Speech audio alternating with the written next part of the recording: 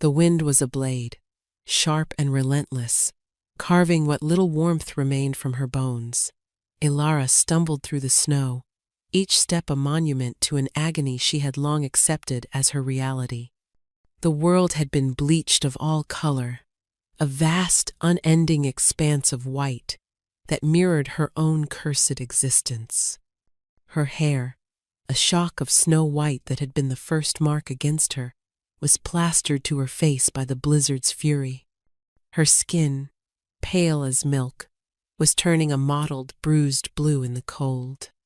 Even her wolf, a creature of moonlight and whispers, was a fragile thing, shivering within her, its spirit as thin as the worn tunic on her back. She was a curse. The Blood Moon Pack had made that clear on the day of her 18th birthday, the day of her presentation.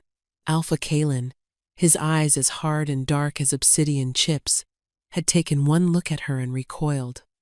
His voice, a resonant baritone that could command warriors and soothe pups, had become a whip of scorn that flayed her open in front of the entire pack.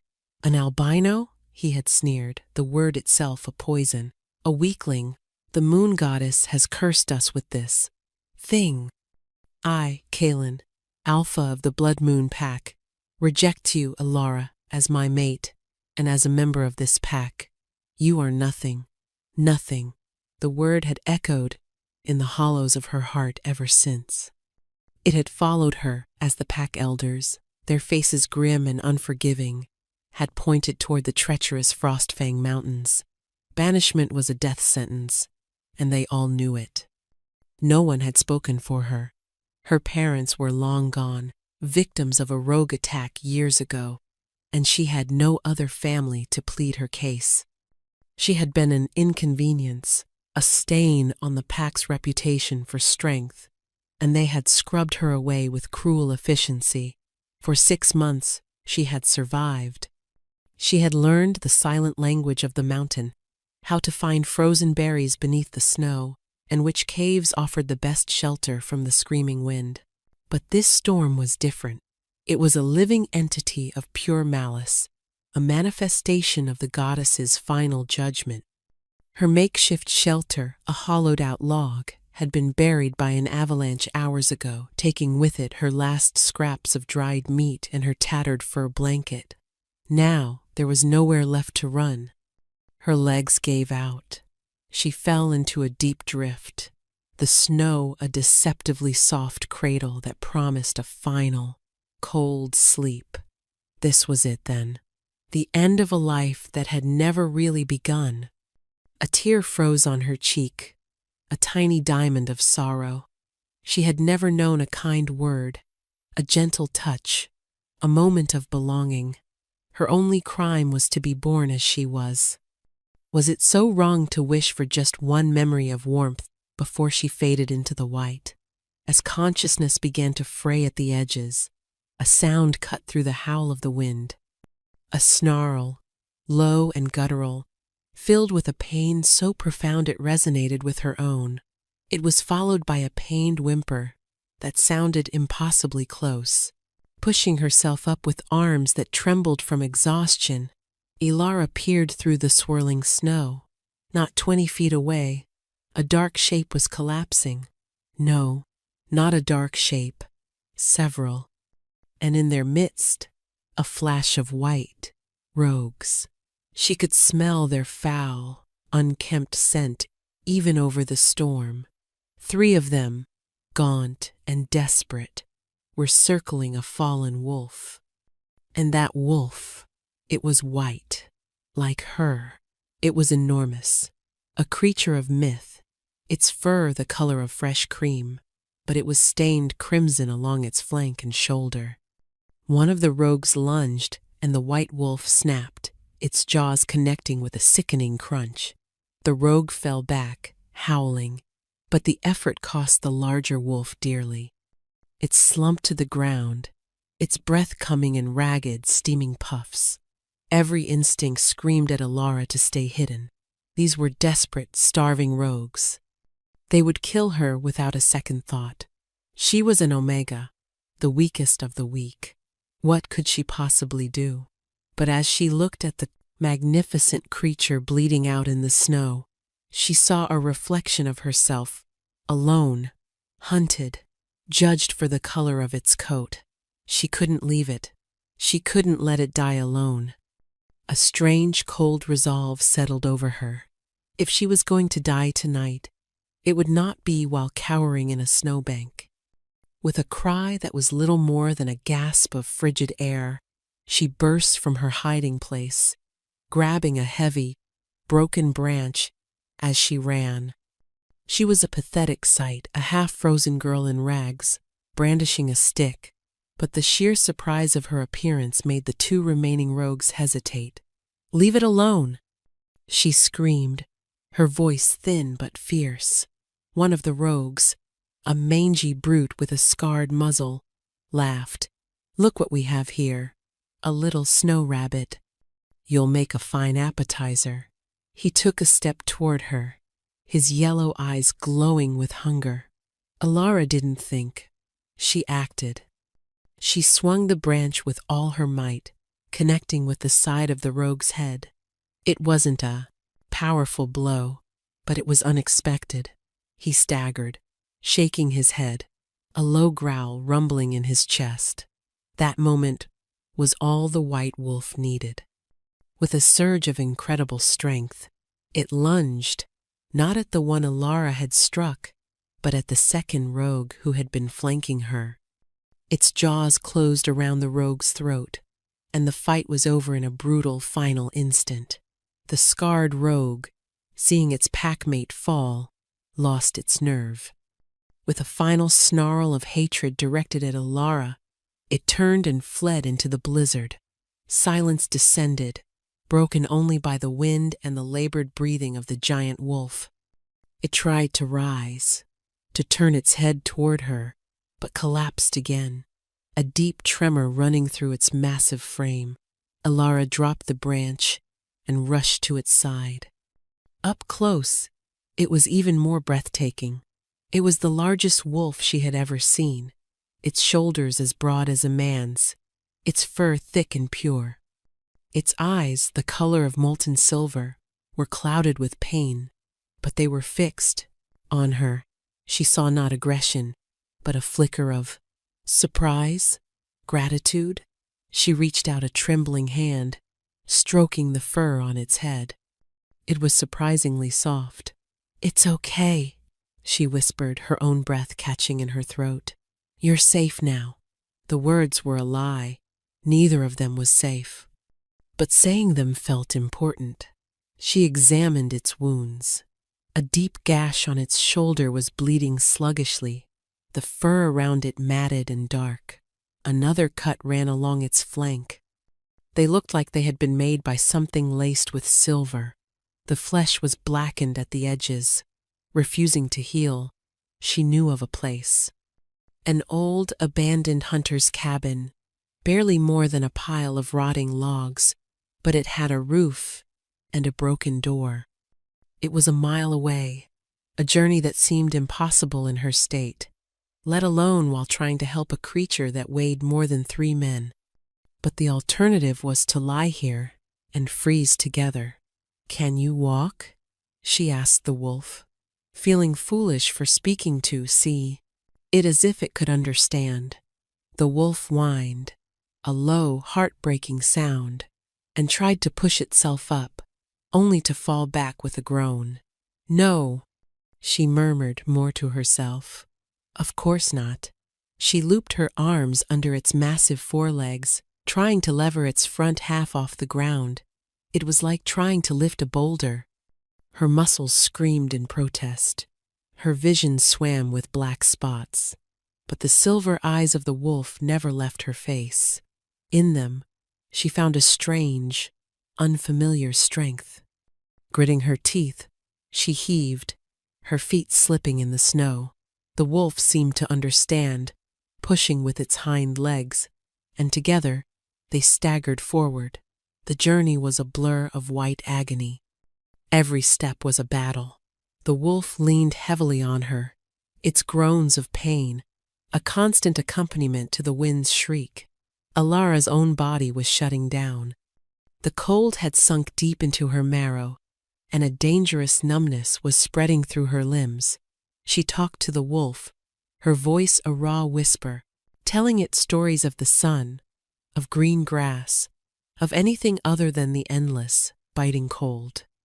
She told it her own story, of the rejection, the loneliness, the feeling of being a ghost in her own life. It felt safe to confess her deepest pains to this silent, suffering companion. By the time they reached the cabin, she was moving on pure instinct. The door had fallen off its hinges, and she had to drag it aside. Inside, it was dark and smelled of damp earth and decay, but it was blessedly out of the wind. She collapsed onto the dirt floor, the wolf slumping down beside her. For a long moment, they both lay there, gasping for breath in the frigid darkness. But she couldn't rest. The wolf's breathing was growing shallower. She fumbled in the small pouch at her belt, her fingers stiff and clumsy.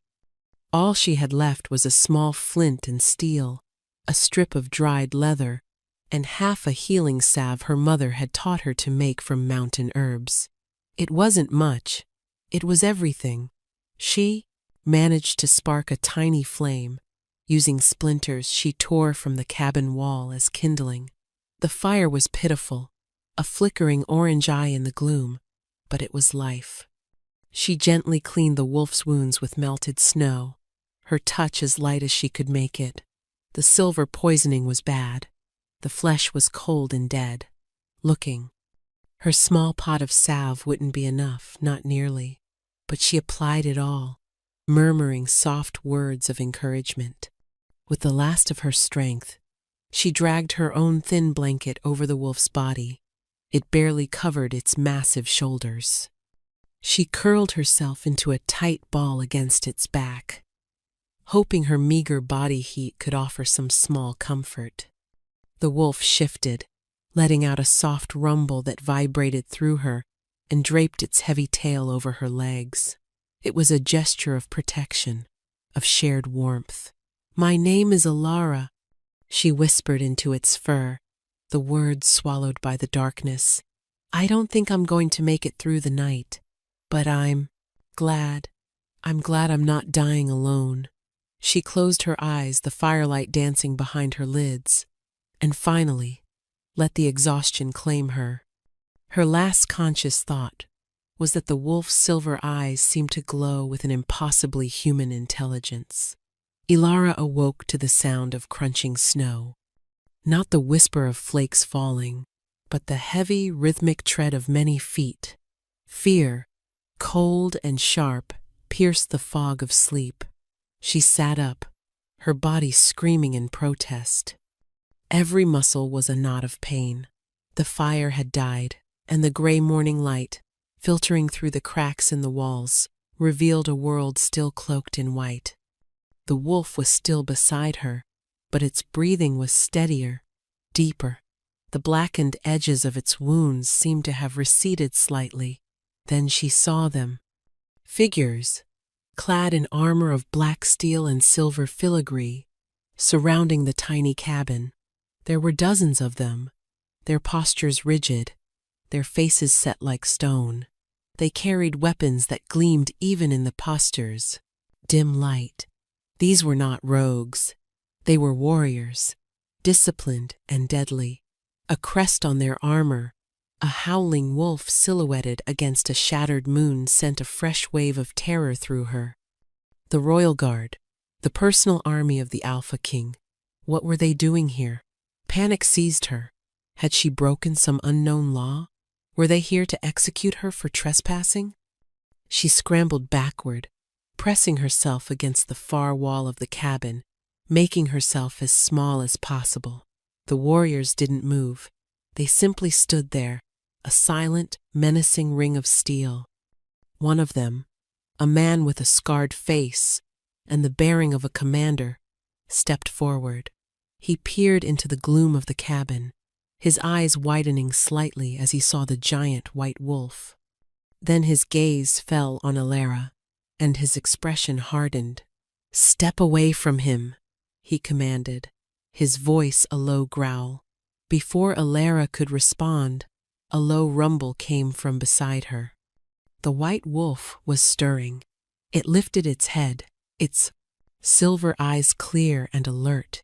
It looked at the warriors outside, then turned its gaze to Alara, who was trembling against the wall.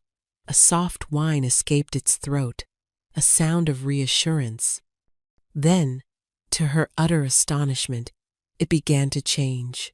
Bones cracked and shifted, fur receded into pale skin, and the lupine form elongated and reformed with a fluid grace that defied nature. Where the giant wolf had lain, a man now knelt. He was tall, even on one knee, with a breadth of shoulder that spoke of immense power. His hair was the same pure, snow-white as his wolf form, cascading over his bare shoulders, and his eyes, they were the same molten silver, intelligent and piercing. He was naked, his body a roadmap of corded muscle and old scars, but he seemed utterly unconcerned by the cold or his state of undress. He was also an albino. The commander outside dropped to one knee. "My king," he breathed, his voice filled with awe and relief. The other warriors followed suit, a wave of kneeling. Steel, king, the Alpha King, Lycaon, the Shattered Moon King, ruler of all the northern territories, a figure of legend whispered about in terrified awe. He was said to be a phantom, a warrior of unmatched ferocity, who had united dozens of warring packs under his banner. And she had saved him. She had huddled with him for warmth and confessed her miserable life story to him. The thought made her stomach clench with a new kind of fear, one that bordered on hysteria. The king ignored his men. His attention was entirely on her. He rose slowly to his feet, a warrior offering him a heavy fur cloak, which he wrapped around his waist. "You are safe," he said, his voice, a deep, resonant bass that vibrated through the very logs of the cabin. It was a voice that held the weight of mountains and the command of thunder, yet it was gentle. He took a step toward her. Alara flinched, pressing herself harder against the wall. He stopped immediately. "I will not harm you," he said, holding up a hand. "You saved my life." He gestured to the healing wounds on his shoulder and sighed. "Assassins. They used silver daggers. It weakened me, forced a shift. I would have died in that storm if not for you." His silver eyes scanned her, taking in her ragged clothes, her gaunt frame, the bruises the cold had left on her skin. A muscle worked in his jaw. "What is your name?" Alara," she stammered, her voice barely a whisper. "Alara," he repeated, tasting the name. His gaze was so intense, it felt as though he were looking directly into her soul, seeing every crack and flaw, every scar left by Kalen's rejection. He took another slow step forward, and this time she didn't flinch away. There was an invisible pull, a current flowing between them, that was both terrifying and strangely comforting. He stopped an arm's length away, his eyes softening with an emotion she couldn't dare to name. "Mate," he said. The word was not a question. It was a statement of fact, a declaration that changed the very fabric of the world. The cabin fell silent. The wind outside seemed to hold its breath. Alara's mind went blank, wiped clean by that single, impossible word. Mate. The word was a fairy tale, a cruel joke. The moon goddess had already given her a mate, and he had thrown her away like trash. The bond had been severed, a ragged, weeping wound in her soul that had never healed. It couldn't happen again. It was impossible. "No," she whispered, the denial automatic, instinctual. She shook her head, her white hair flying around her face. "No, you're mistaken. I can't be." The king's expression didn't change. There was no anger, no disappointment, only a deep, unwavering certainty. "The bond is here," he said, his voice rumbling with conviction. "I felt it the moment you touched me in the snow. It hums between us now. You must feel it too." She did. Now that he had named it, she could feel it, a faint golden thread stretching from her chest to his, a fragile warmth in the frozen landscape of her heart. But it felt wrong. It felt like a trap. Hope was a more dangerous predator than any rogue. "I'm broken," she insisted, tears welling in her eyes. The shame of her past came rushing back, a toxic flood. "I was rejected. I'm a curse, an albino omega from a backwater pack. I'm worthless. You're the Alpha King. You need a strong Luna, a warrior, a noble she-wolf. Not me." The words tumbled out, a desperate confession meant to push him away, to save herself from the inevitable pain of another, greater rejection.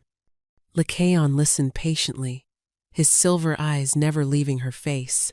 When she fell silent, choking on a sob, he closed the remaining distance between them. He knelt before her, so that their eyes were level. The Alpha King, ruler of the North, was kneeling in the dirt before a banished Omega.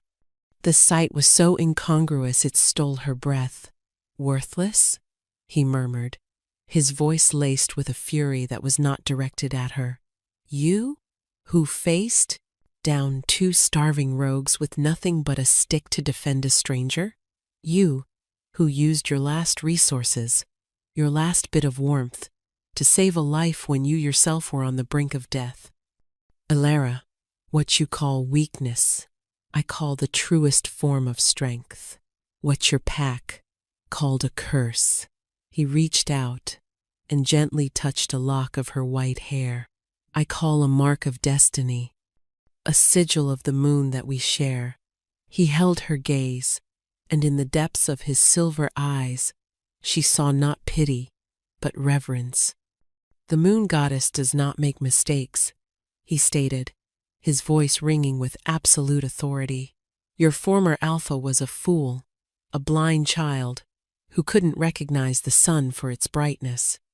He didn't break you. He merely set you on the path that would lead you to me." His words were a balm on wounds she hadn't known were still bleeding. He wasn't just accepting her. He was venerating the very things for which she had been cast out. It was too much to process. Her mind, starved and exhausted, couldn't cope with the sudden, violent shift in her reality. Lycaon seemed to understand. He rose to his feet and turned to his waiting commander. "Gideon," he commanded, "bring the Queen's cloak." "Queen," he had said it again. The commander, Gideon, showed no surprise. He simply bowed his head and strode away, returning a moment later with a thick, impossibly soft cloak of white wolf fur, lined with silver silk and fastened with a clasp shaped like the shattered moon. It was a garment of breathtaking beauty and obvious importance.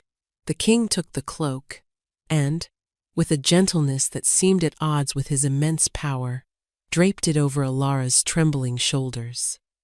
The fur was warm, chasing away the last of the deep-seated chill. It smelled of pine and winter air and of him. It felt like a shield, an embrace. He then turned to face his men, who were still waiting silently outside. Elara, wrapped in the impossibly warm cloak, stood slightly behind him, feeling small and hidden. "Warriors of the Royal Guard," Lycaon's voice boomed, echoing across the snow-covered landscape. "You were searching for your king. Instead, you have found both your king and your queen." He placed a hand on Elara's shoulder, drawing her forward to stand beside him. "This is Elara, my fated mate. Your future Luna Queen. You will show her the same loyalty and respect you show me, or you will answer to me personally." There was a beat of stunned silence. Then, as one, every warrior in the clearing dropped to one knee. their fists striking their chests in a resounding salute. "Our queen!" they roared, their voices a unified chorus of fealty that shook the very air. Elara stared at the sea of kneeling warriors, at the powerful king standing beside her as if she belonged there, and felt the world tilt on its axis.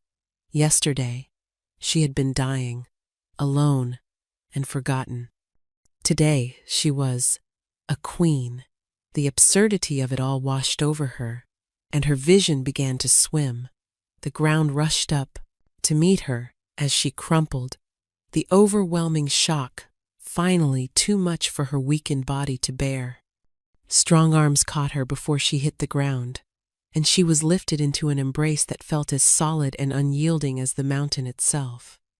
The last thing she heard before darkness claimed her was the king's voice, soft and filled with concern, whispering her name. Waking up was a slow, gentle process, like surfacing from a deep, calm lake. The first thing Elara registered was the warmth. It was a profound, bone-deep heat that she hadn't felt in so long she had almost forgotten its existence. She was lying on something impossibly soft, nestled under layers of furs that felt like spun clouds. A fire crackled merrily in a large stone hearth nearby, casting a warm, flickering glow across the room. She opened her eyes. She was in a vast chamber, its walls carved from pale stone and hung with rich tapestries depicting epic hunts and starry skies. The ceiling soared high above her, supported by thick wooden beams. A set of tall, arched windows revealed a panoramic view of snow-capped peaks under a clear blue sky.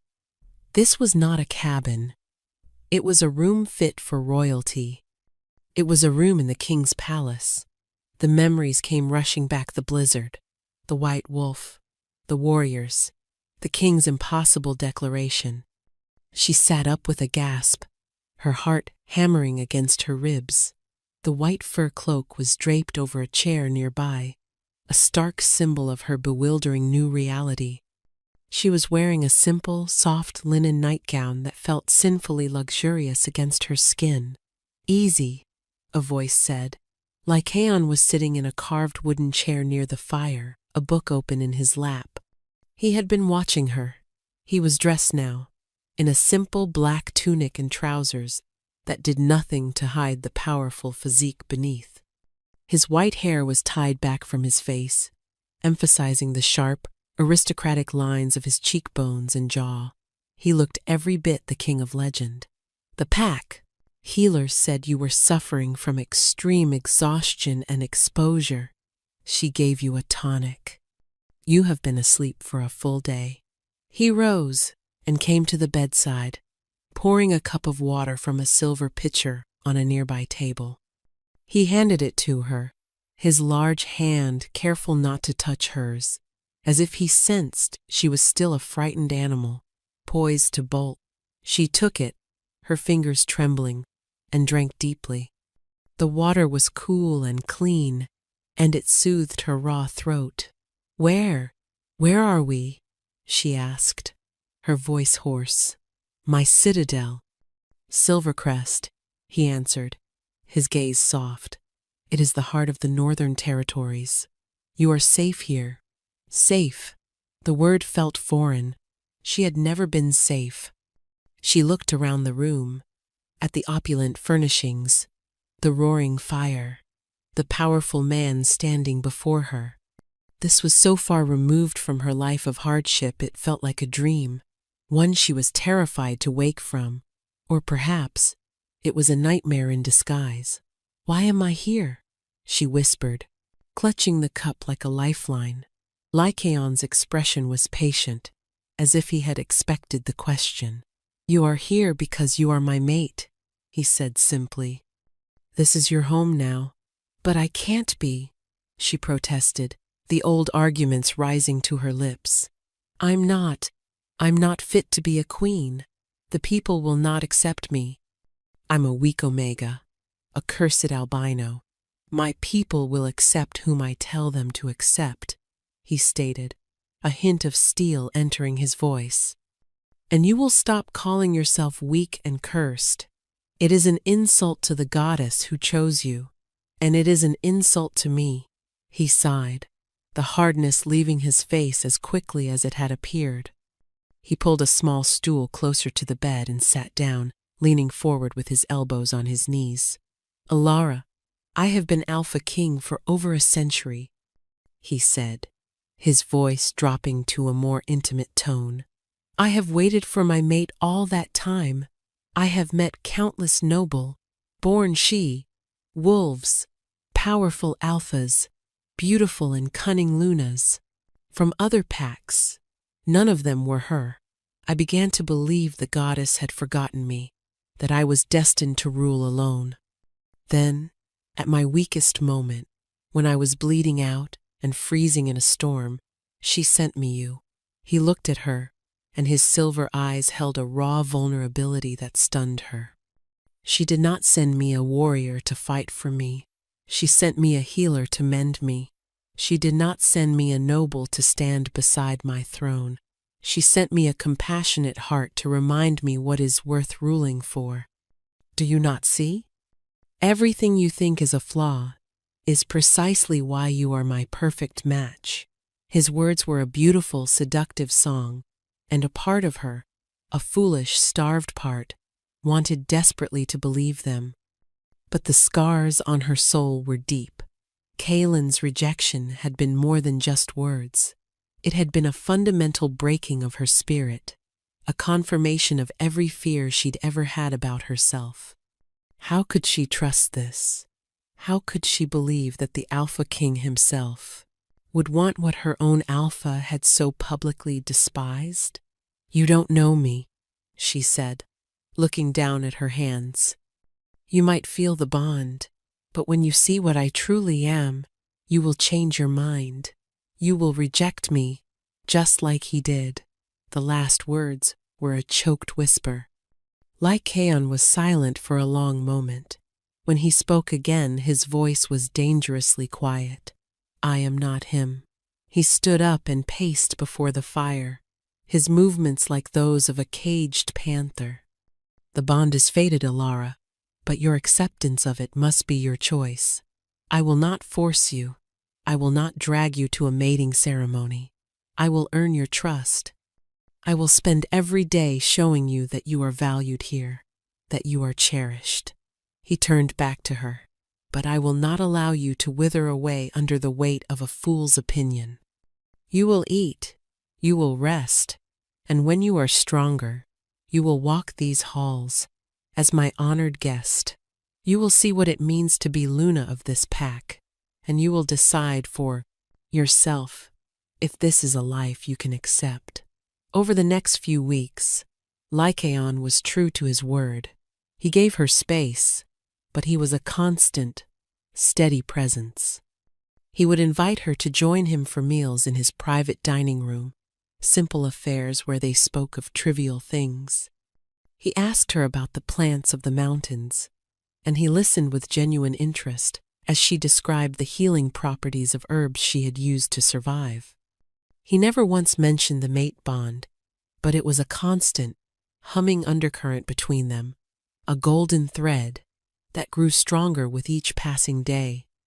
The palace staff treated her with a deference that left her perpetually uncomfortable. Maids brought her beautiful gowns of velvet and silk in shades of cream, silver, and winter blue. Chefs prepared meals that made her weep with their richness after a lifetime of near starvation. Guards bowed their heads as she passed, murmuring, "My Luna." At first she would flinch and try to hide, but Lycaon's quiet encouragement gave her a sliver of confidence. He took her on a tour of the citadel. It was a city in itself, carved into the mountain, a marvel of werewolf engineering. He showed her the vast libraries, the training grounds where warriors honed their skills, the greenhouses that grew food even in the depths of winter. He showed her the pack's children, running and playing in a sun-drenched courtyard, and she saw a softness in his eyes that made her heart ache. She began to see the man behind the king, She saw his dedication to his people, his sharp intelligence, his loneliness. She saw the way his guards respected not just his power, but his wisdom.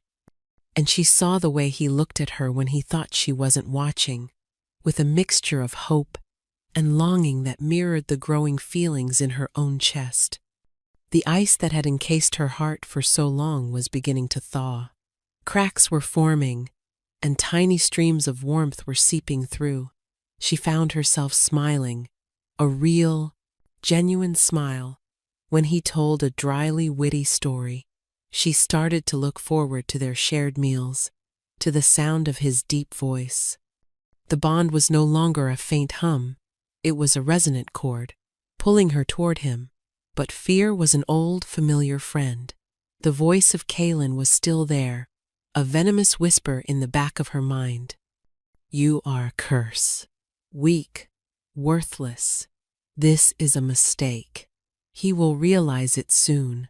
She was terrified of letting herself feel, of opening herself up to the possibility of being hurt again. The fall from this height would be so much greater, so much more final. So she hesitated, trapped between the desolate wasteland of her past and the terrifying, beautiful promise of a future. She didn't know which one she was more afraid of.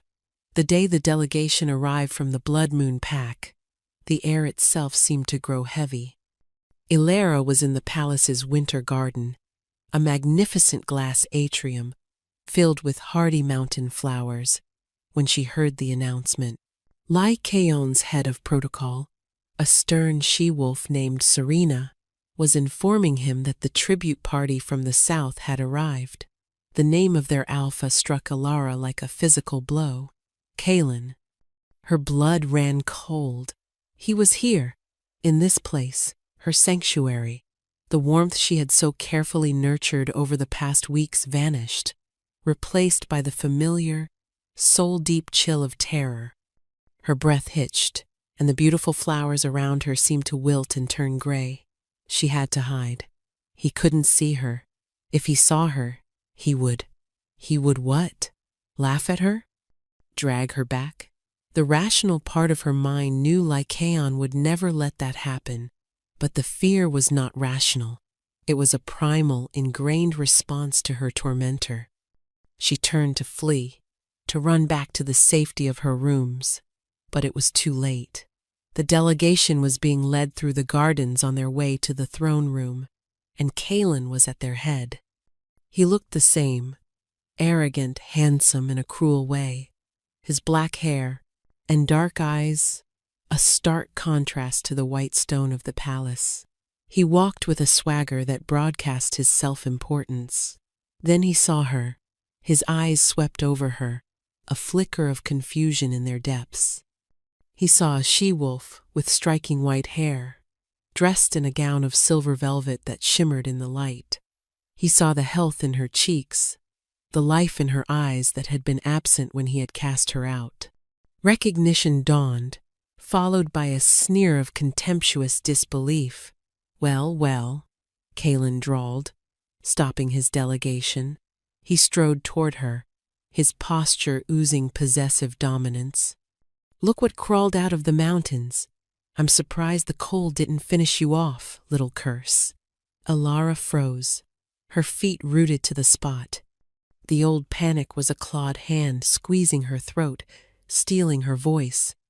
She felt small again, worthless, the girl in rags being judged before her pack. Playing dress-up in the king's palace? He continued, his eyes raking over her insultingly.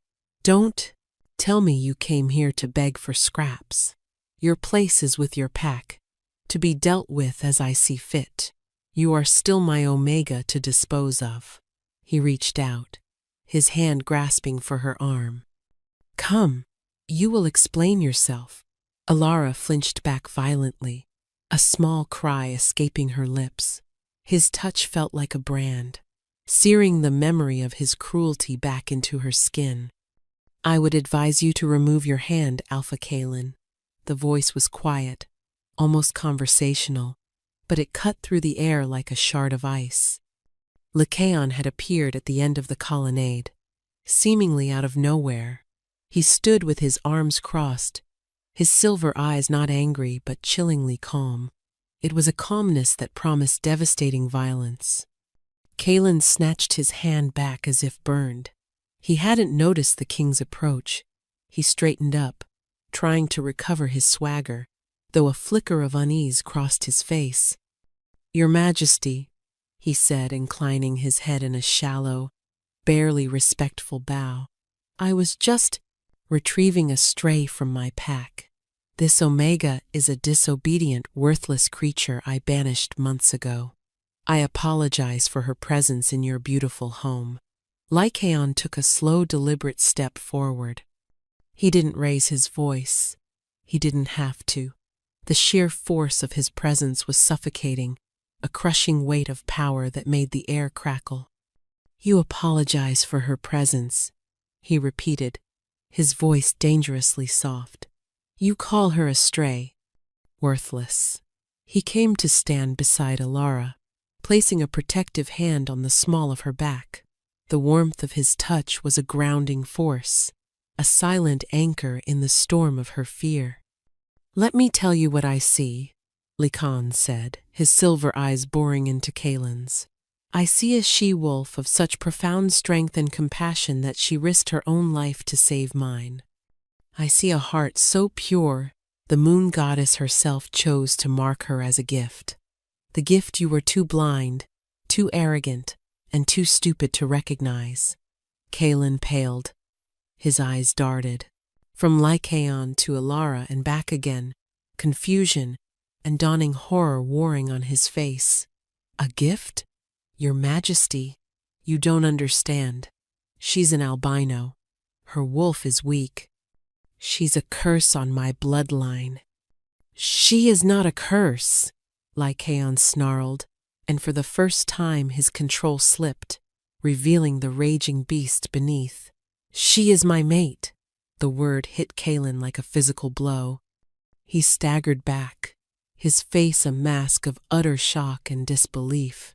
The members of his delegation gasped, their eyes wide with terror, as the implication of their alpha's actions crashed down upon them.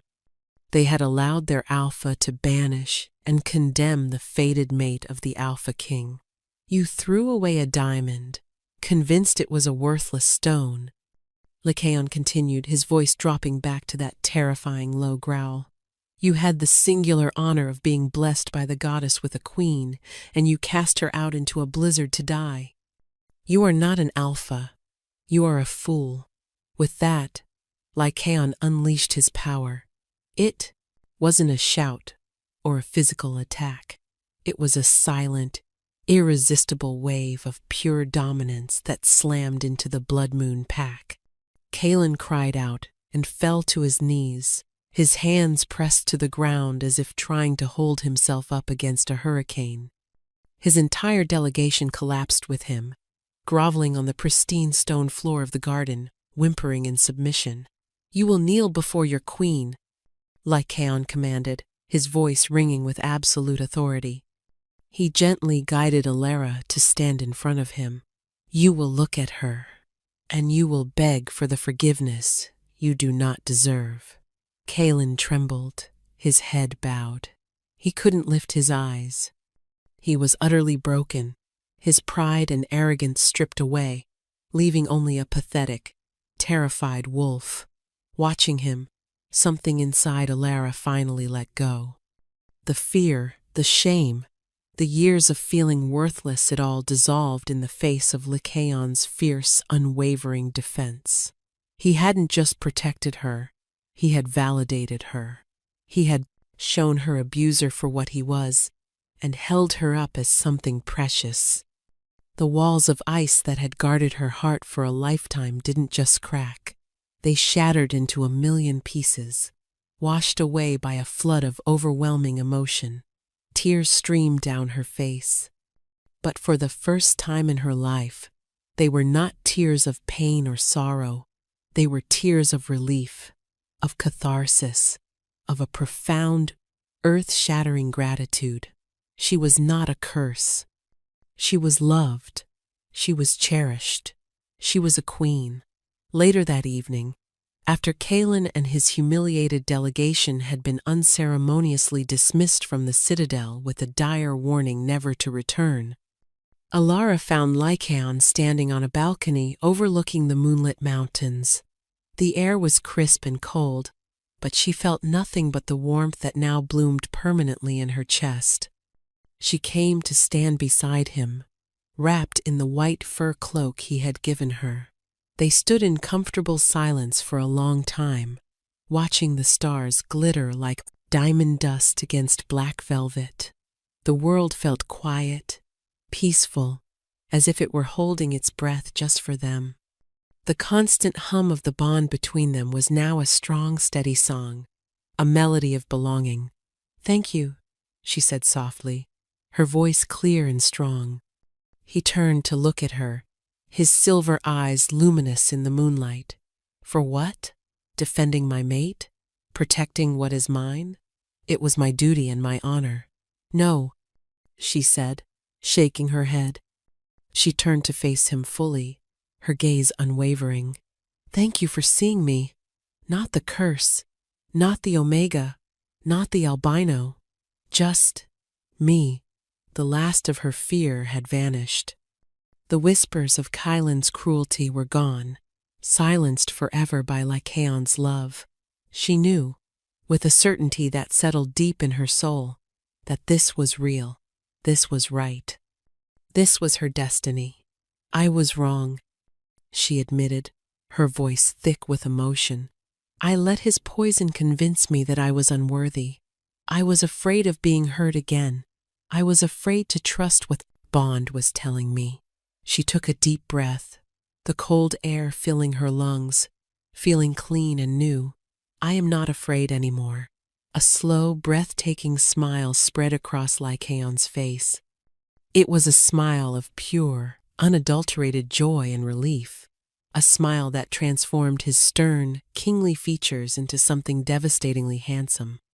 "Alara," he breathed, his voice filled with reverence. She reached up and cupped his face, her small hands against his strong jaw. "The bond is faded," she said, echoing his own words back to him.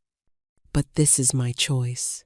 Her heart swelled, full to bursting with a love so powerful it felt like it could light up the entire sky. "I accept the bond, Lycaon. I choose you."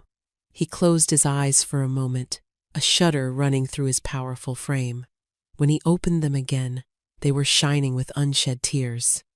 He lowered his head, his forehead resting against hers. "You have made me the happiest male in this world," he whispered, and then he kissed her. It was not a kiss of passion or possession, but one of deep, soul-shaking reverence. His lips were gentle against hers, a soft promise of a lifetime of tenderness and devotion. It was a kiss that sealed every broken piece of her back together, not as she was, but as someone stronger, whole. It tasted of moonlight and safety, of pine trees and home. The bond between them flared, no longer a thread or a cord, but a brilliant, blinding torrent of golden light, of fire and magic, that bound their souls together for eternity. In that kiss, she wasn't just accepting a mate, she was finally, truly accepting herself. Their mating ceremony was held a week later, under the light of a full moon that bathed the mountain peaks in silver. It was not a grand political affair. It was an intimate gathering in the oldest part of the citadel, a sacred stone circle open to the sky, attended only by Lycaon's most trusted council and guards. Alara stood before him, not in a velvet gown, but in a simple white dress that honored the color of her fur, the color of her spirit. When Lycaon marked her, the claiming bite at the crook of her neck was not painful. It was a jolt of pure energy, a final, indelible connection that sang through her veins. She marked him in turn, and as their blood mingled, the bond settled into a state of perfect, serene completion. They were one. As Luna Queen of the Northern Territories, Alara did not forget the cold. She did not forget the hunger or the loneliness. Her past was not a shadow to be fled from, but a lesson she carried in her heart. Her reign, alongside her king, became known for its compassion. She established shelters for the packless, the exiled, and the weak. She decreed that no child would ever be judged for the color of their fur or the perceived strength of their wolf. She understood that true strength was not in dominance, but in kindness, not in cruelty, but in empathy. Her supposed weakness, her omega nature, became her greatest asset. She could soothe diplomatic tensions with a soft word where an alpha's roar would have caused a war.